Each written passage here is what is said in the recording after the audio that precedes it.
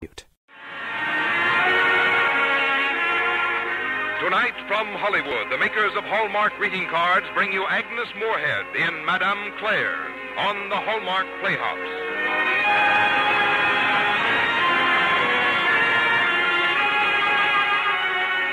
Each week, Hallmark brings you Hollywood's greatest stars in outstanding stories chosen by one of the world's best-known authors, the distinguished novelist, Mr. James Hilton.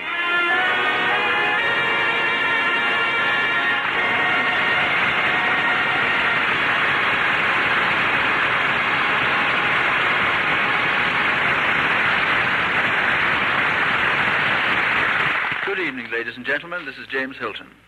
Tonight on our Hallmark Playhouse, we dramatize a novel by Susan Ertz called Madame Claire, the first and I think also one of the best novels of that very talented writer. There are some stories which, after you've read them, leave you with a sense of having met and known a very charming and civilized person. And Madame Claire is like that. Its warmth and urbanity won for it a large public when it was first written 30 years ago, and these qualities have also kept it alive and fresh. To star in the part of the delightful Madame Claire, we have most appropriately cast one of Broadway's finest actresses, well known to Hollywood also, Agnes Moorehead. And now here is Frank Goss from the makers of Hallmark cards. When you're looking for a way to say something to someone you care for, look for a Hallmark card and you'll find the right words. Because Hallmark cards are designed to say what you want to say, the way you want to say it, and in the good taste you demand of anything that bears your personal signature. That's why Hallmark on the back of a greeting card has come to mean you cared enough to send the very best. And now, Hallmark Playhouse presenting Susan Ertz's Madame Claire, starring Agnes Moorehead.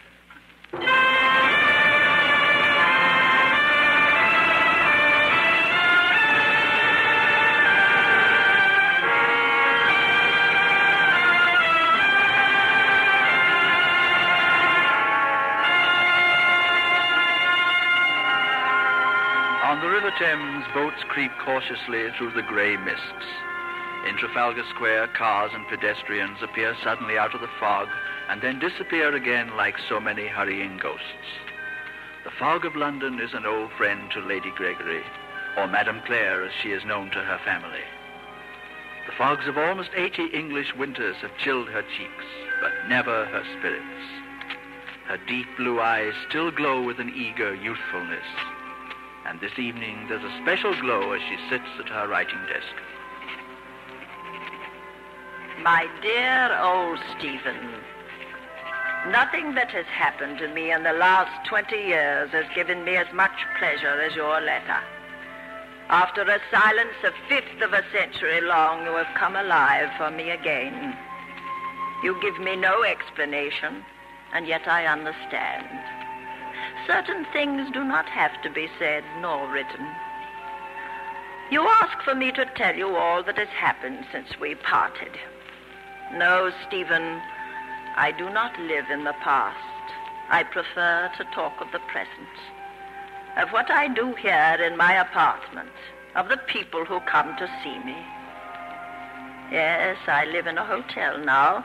I sold the big house some years ago. I decided that my children and grandchildren should come to me of their free will rather than to put up with me through duty. And they do come, Stephen. Last evening it was my son Eric and his wife. Eric was as charming and considerate as ever, perhaps too much so. Really, Claire, you must get out and about more. You've been staying in your rooms much too much. In other words, my dear, you find my conversation growing old-fashioned. Oh, now, Claire. I mean, well, to be perfectly frank, I'd like you to come to the House of Commons next week to hear my speech on the Reform Bill. I expect to be rather good. I'm sure you will be, Eric. Just as your father was rather more than good when he spoke on the reform bills of his time. It's a pity how much reforming humanity requires just to keep its humanity. I must remember to use that. And after my speech, Claire, you'll come to the house for dinner. If Louise wants me to. My dear, you've been very quiet. You must have something to say. Should I? When Eric is here and can put it so much better? So much more brilliant. Oh, Louise. Oh, but he can. Eric's friends are always repeating to me some new proof of his charm. Another conquest by the man everybody admires. Oh, good heavens. I didn't realize the hour. We must be off. Yes. I'll get my coat. Eric. I'm terribly sorry, Mother. It's been growing for some time, hasn't it? Yes. That's why I wanted you to come to dinner. Perhaps if you and Louise could talk things out, No, Eric, I will not be a mother-in-law. But if I just knew what was wrong. I've asked Judy. She simply shakes her head and sighs, poor mother. Judy wouldn't know, my dear. She's your daughter and my granddaughter, yet there are times when I feel she's a complete stranger. It's really poor Judy. Oh, now, Claire, don't start that again. It's Louise who needs help. She needs you, Claire. You see, Stephen, another generation, but the same old familiar words. Someone needs me. Eric is so wrong about Louise, so brilliantly wrong. He can't see that his own brilliance is now defeating him. I am needed, and I shall help, but in my own way. Claire? Didn't you hear me now? Oh, I'm sorry, Judy. I don't write many letters these days, and it takes all my concentration. Corresponding with an old lover, are you? A lover? Yes, but he's only 75. It's Stephen DeLille. Madame Claire. Yes, the same Stephen who used to ride you around on his back and take you to Punch and Judy shows and trade you kisses for candy drops. Oh. He's living on the Riviera now. Claire, after Grandfather died and you met Stephen, didn't you ever think of remarrying again? Yes, I did. Then why didn't you? Why did Stephen leave England and never come back? My dear, you promised to take me to the ballet this evening, and you promised we wouldn't meet the first kiss. Oh, Claire, you're changing the subject. Because I want an additional promise, Judy, that you won't drive us madly through this fog. I'm old enough to go to my reward, but still young enough not to wish to collect it.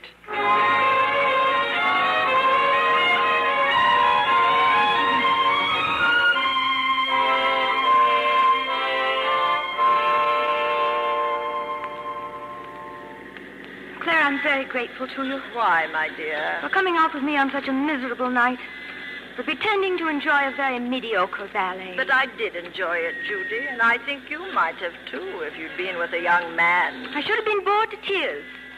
The more young men I see, the happier I am to stay a spinster. Oh, then you aren't meeting the right kind of men. They all talk the same way, do the same things, go to the same clubs, and want the same proper British marriage. Oh, Claire, what's become of all the real men? The ones who dare to be different. Oh, the world is filled with them, Judy. But your father and mother don't intend to let one near you.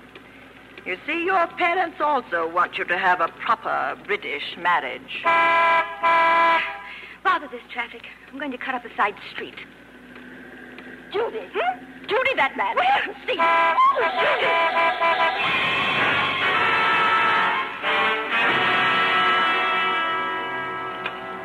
Oh, Claire, what have I done? Oh, he can't get up. Just not your fault, miss. He stepped right in front of you. Sir, are you hurt badly? Stroud? Stroud, are you there? I am, lad. Here, let me help you on your feet. Judy, we'd better drive him to a hospital. No need for that, ma'am. I'm a doctor. I'll take him to his rooms and see what's needed. Well, then we're coming along. We'll take him in the car. You will let us do that much, won't you? Aye, miss, I believe I will.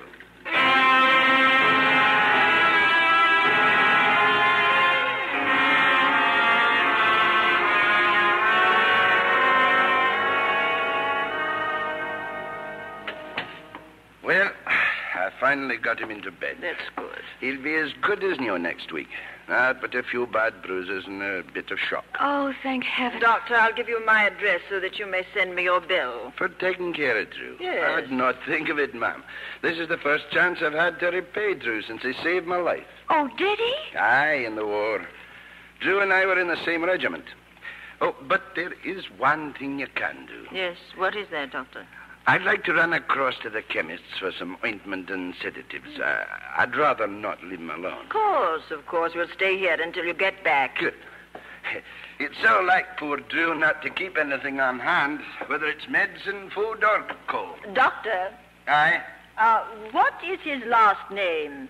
Crosby, ma'am. Crosby? Andrew Crosby. One of those writer chaps. Oh, Claire, Yes, my dear. he must be dreadfully poor. Yes. And a bachelor. Look, 2 chairs, a reading lamp, a desk. That's his sitting room. How can he stand it? Writers are not particularly concerned with furniture, Judy. It's their minds which are well furnished. Oh, Claire, look at this. Judy, put that It's back. only a photograph. He wouldn't mind. Oh, see. He's standing in front of some sort of oriental statue. So he writes and he travels. Oh. I didn't realize he had such nice eyes. The statue? Seriously, Claire. Don't you think so? He looks rather shy. Almost apologetic. Perhaps he is, my dear. For not saying the same things, doing the same things, going to the same clubs, and wanting the same proper British marriage. Really, my dear, it's no cause for alarm. I merely suggest that we should look in on my Mr. Crosby during his convalescence. Oh? And after that, perhaps I shall have him to tea one day. Oh. That'd be nice. I've always believed in tea parties. One of them led to a national revolution. This one might be more personal.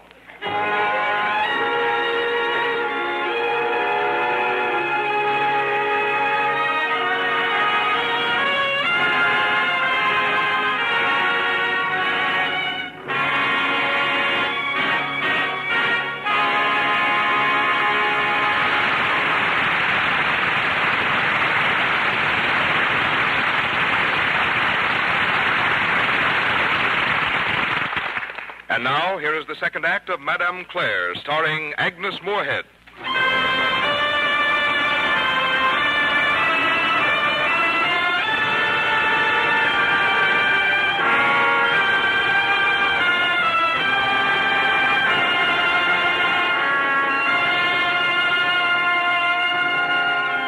If one were to ask Madame Claire the meaning of old age, she would merely reply with a laugh. For to Madame Claire, time and age were unimportant. People were her interest and her happiness, and frequently her concern. How much she could be concerned, only one person knew. He was Stephen DeLille. My dear Stephen, it was wonderful to read your latest letter, to relive through it the sights and sounds, the magical mood of the Riviera. Yes, I should love to see it all again with you. But can one really go back? I promised to tell you more about Judy and her writer friend, Andrew Crosby. He's fully recovered from the accident, and I invited him to tea this afternoon. I asked him to bring along some of the things he's written. I'm afraid you may be terribly bored, Lady Gregory. You mustn't feel that you have to read my manuscript simply because you know me. Oh, I think it's an excellent reason, Mr. Crosby. But why should I be bored? Do your publishers find you boring? I have no publishers. I've never submitted my work. My dear boy, you can't live on writings which you never sell. No. But I live on the writings of other authors. I translate French and Italian books for the English market. Oh, I see. And yet somehow you manage to save enough to travel about the world. Well, I do what I can. There's so much to see, so many ideas to try to understand. Good. Very good. The shy adventurer. I beg your pardon? You are shy, and yet not weak. Judy's discovered that. Lady Gregory. Yes, she's talked to me about you. About your walks through the park, the poetry you read to her, and the time she tried to teach you to dance. I'm not the dancing type, Lady Gregory. I'm afraid I don't measure up to the other men Miss Pendleton knows. Good again. Lady Gregory, your granddaughter is the only woman I have ever met who made me wish I were a rich man or a successful man. Not that she would consider me if I were. Have you told her that? Oh, no. I have no right to. I shouldn't have said this even to you. Yes. You reminded me for a moment of someone else. It was a long time ago. Excuse me, milady. Yes, Dawson? It's Mr. Pendleton to see you. Oh, good. Show him in, Dawson. Yes, milady. Then I'll be going. Not yet, Mr. Crosby. It's time that you met my son. Claire? Eric. Eric, this is Judy's friend, Andrew Crosby. Oh? Oh, yes. How do you do? I'm glad to know you, sir. My daughter must bring you around sometime. Related to the Hampshire Crosbys, I suppose? No, sir. Oh, then perhaps the Crosbys of Eton? No, sir. I come from Aberdeen. Aberdeen. My father was Graham Crosby, an explorer. He died in South America when I was a boy. Oh, really? Then you must belong to the Explorers Club. Eric, really? I'm not a member of any club, sir. Remarkable. Isn't it, Eric? Mr. Crosby, I hope you'll come to see me again. Thank you, Lady Gregory. Goodbye, sir. Goodbye. Mr. Crosby, I intend to read your manuscripts tonight. I know now that I'm going to like them. You're very kind, Lady Gregory. Goodbye. Claire, I hope you're not encouraging that young fellow. No, my dear. I think the difference in our ages is really too great. Oh, Mother. You know, you were very cold to him, Eric. I've never seen you so snobbish. Claire, I came to tell you that it's happened. Louise has left me. Oh. Yes, packed up and walked out. Oh, I'm truly sorry, Eric. What's behind it all, Mother? I've been a good husband. I've been a success in the world. I've given Louise everything I could afford. Yet we kept drifting farther apart. And now this. Isn't the answer obvious, my dear? No, I don't believe it. Nevertheless, it's true.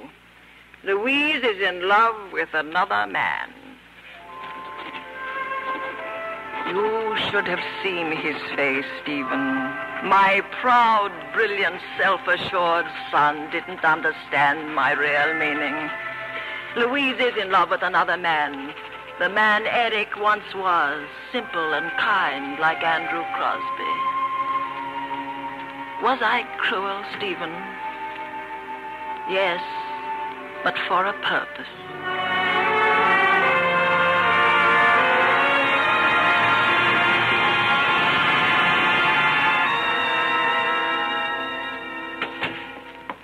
Madame Claire. Madame Claire. Judy, my child, what has happened? Everything. Just as I was afraid it would. You mean Andrew? Last evening I asked him to the house. I wanted to give a little party so he could meet some of our friends. Drew didn't want to come because he said his clothes weren't good enough. And when he did show up, he was really frightened. Naturally. Some of our friends are quite terrifying. Nothing went right. Drew wouldn't talk and he couldn't dance. Ronnie Fairbanks paid too much attention to me. Mm-hmm. And everybody was so clever and brilliant. And finally, Drew just disappeared. And today he wrote you a note saying that he could never have any part in your life. It came in the last mail. How did you know? Oh, times may change, my dear. Men and women never. But your young man is right, Judy. He doesn't fit into the life you've known. But I don't want him to. I want to fit into his life. Oh, he must know I love him. But he's never said so much as a word. Because he thinks you're unattainable, the princess in the castle. Oh, no. Yes, and there you'll remain, my dear, the spinster princess, unless... Excuse me, dear.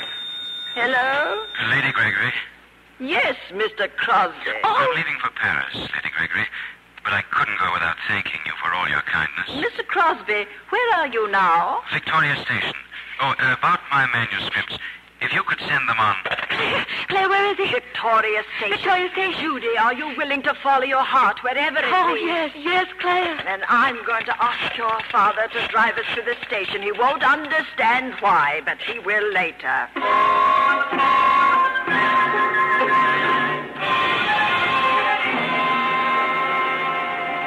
But he has to be somewhere, Claire.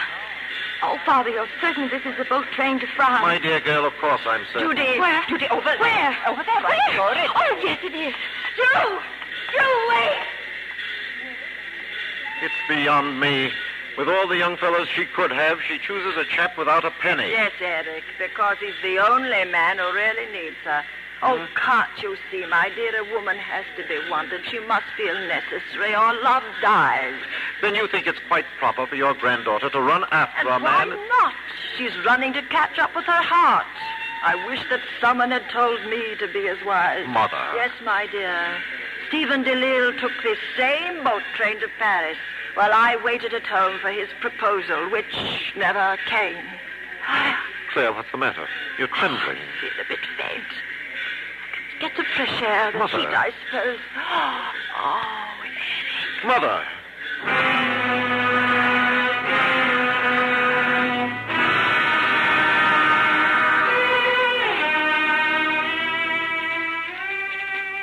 My dear Stephen, please, you must not worry about me. My health is improving. In fact, more rapidly than I intend to let others know. Especially Eric. He realizes now that no man is an island unto himself. First he lost Judy to another. Now he fears he may lose me. It has humbled him enough to realize his need for Louise and to bring her back to him. Claire, Stephen. I came as soon as I heard. Oh, Stephen. It's as though these 20 years had never passed. They haven't, my dear, not for you. You're as lovely as ever. And you don't look one bit ill to me. I was. But I'm afraid I dramatized it too much, and now I've brought you clear across Europe. I'm so glad you did, Claire. But if you'd be happier with another excuse, let's say I came for Judy's wedding next week. And I have a wedding present for Drew. His manuscripts. Yes. After you sent them to me, I mailed them to a friend of mine. He says Drew has great talent. Oh. And he's going to publish his novel. How wonderful, Stephen. Yes, I think that will be an excellent reason for your return. Claire, I can't tell you how much your letters have meant to me. I understand now how you really felt about me. I was too stupid then to realize. Ah, Claire, if only you'd given me one little sign. I know, my dear. We were both so foolish. I told myself I was too old. Oh. Can you imagine that, Stephen? I was middle-aged. I had a grown son who might not understand. It was too late to love again. Never, Claire, never. Marriage is not necessary for companionship, and we'll have that. Yes, my dear. Oh, we have so much to talk about. If people only knew the happiness of what they pity as old age. It's standing on the mountain top and looking back into the valley of life at our joys and what we thought were our heartbreaks. The mountain top is the best of all, my dear, for it shines in the last full rays of the sun. Oh, it's been so worth the climb, hasn't it, Stephen?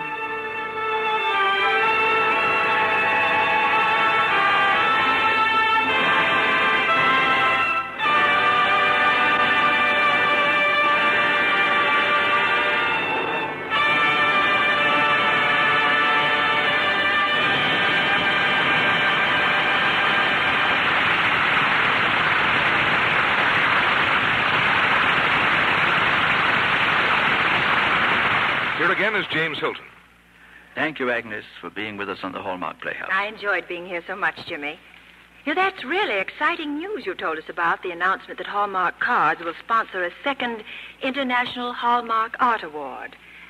I remember seeing the first exhibit when it was on tour, and I thought at the time that American business can and does foster the growth of all the arts in our country. And that's good for all of us. We feel that way too, Agnes, and are happy to be part of it. Jimmy, what are you going to do on Hallmark Playhouse next week? Next week, our story will be about the life of the great naturalist John James Audubon. And we shall base our dramatization on the book by Donald Culross Peattie, Singing in the Wilderness.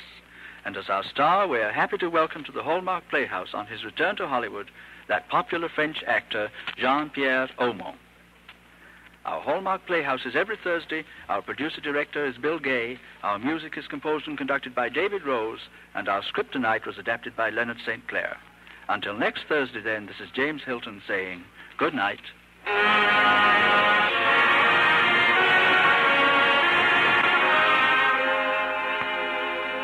Remember, a Hallmark card when you care enough to send the very best.